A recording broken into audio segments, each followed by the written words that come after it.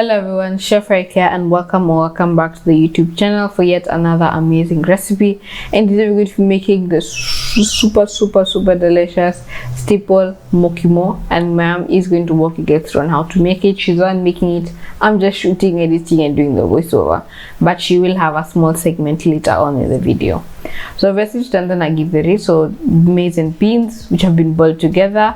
This is dry maize and I'm just dried it on the hanging line, and then once it's boiled and everything is just, it's not soft but it is cooked through, you strain it to remove any of that excess water and just let that drain. And in the meantime, while that is draining, we can now start to work on our warus. You need to peel your warus, and then basically once you have all of them done, this recipe is not exactly for, you know, it's like a super traditional Kenyan recipe. You can even call it a staple in most households, especially Kikuyu households to be precise. It's super nice, it's filling, it's nourishing, but it's not the best really. It's not in terms of taste.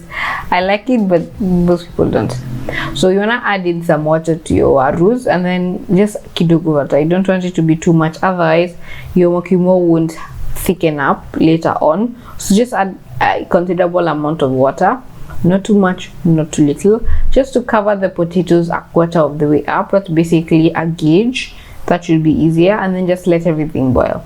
Ikichemka and the potatoes are nice and soft, you can now want to go in with your githeri, the maize and beans which you had boiled earlier, and then along with your malenge leaves, and just let that go. Now ma'am, while it's going on, mom's going to do a little segment on mukimo and githeri. Also, right now I'm enjoying my githeri because, and for some reason, githeri is not like one of my favorites. But nature has a way of repeating itself. What you didn't like, to come back to it and you see like it's the most healthy food. And I think because like githeri, you won't use a lot of fat.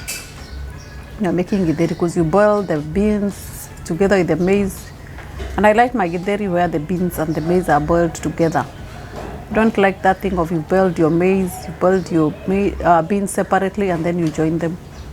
You mix them at some point, you make githeri. The real githeri is where you have, both of them have been cooked together in one pot, have been boiled together in one pot. And so this is a meal that I ate quite a lot in my high school. Yeah. It was quite a bit.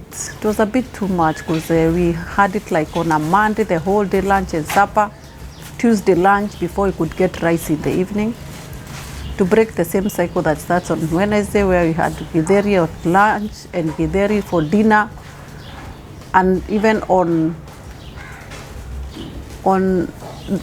the following day, that's the lunch before we could meet with rice. So we had rice 3 times a week and the rest of the things was githeri.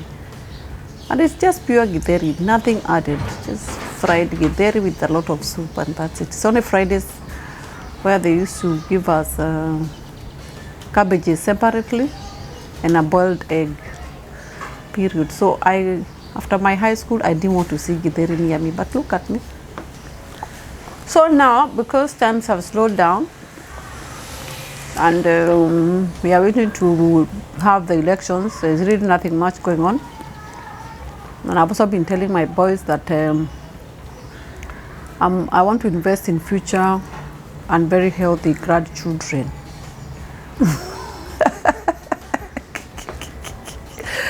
That's why now I've gone back to cooking the same indigenous food that I like it myself, and I think it's good for them.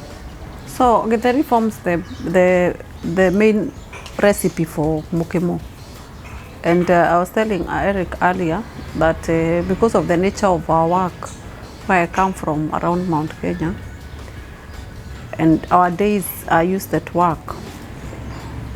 Like now, this mukimo, I prepared it. I started making githeri like at 11. I did my work. By 1:30 or so, the githeri is ready.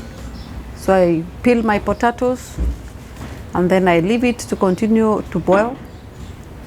And because then I live in town, I had the opportunity of getting the green vegetables, the malenge leaves, the pumpkin leaves, earlier on from a friend of mine. who had a bountiful harvest in Nyali, who gave me.